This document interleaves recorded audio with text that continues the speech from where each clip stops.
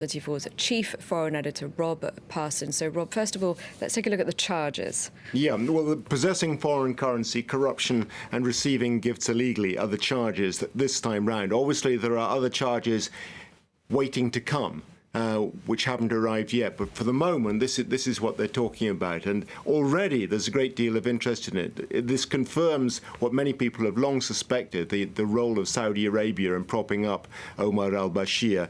Remember, too, that when he was arrested back in April by the military leaders then said they'd found $113 million at his residence in Khartoum.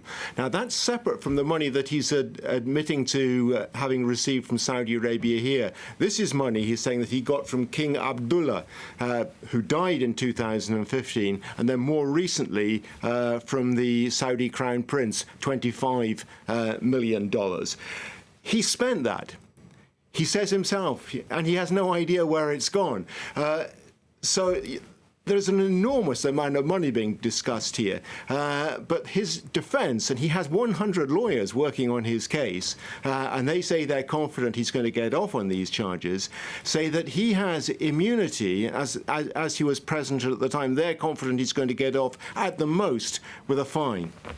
OK, so his lawyers are confident he'll get off, but it's not likely to stop there, though, is it? No, definitely not. You know, this is, as I was saying earlier, this is just the beginning, I think. There are two separate prongs, I think, which we'll see emerging over the next few months. One of them, of course, is the International Criminal Court. It has to be said at this stage, Sudan has not recognized the International Criminal Court, so there's no immediate risk that he will be sent to The Hague. But they want him on war crimes, crimes against humanity, genocide in Darfur.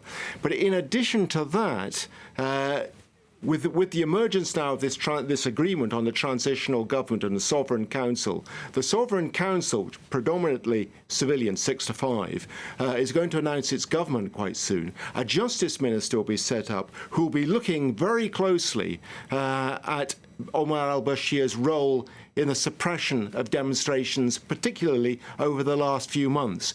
They will be wanting to try him on several accounts for that. The problem then will arise, too, is that there are many other people who are still in politics, still in the military, who are active and will be participating, perhaps, in that Sovereign Council. People like Hemeti, the man who's in charge of the Rapid Support Forces, regarded by many in Sudan as being primarily responsible for the suppression and violence against demonstrators over the last few months. If the Ministry of Justice, for instance, turns its attention on him and brings charges against him, will the military stick with that agreement on the transitional government? There's an awful lot riding on the next few months, and no guarantee that this is going to end nicely.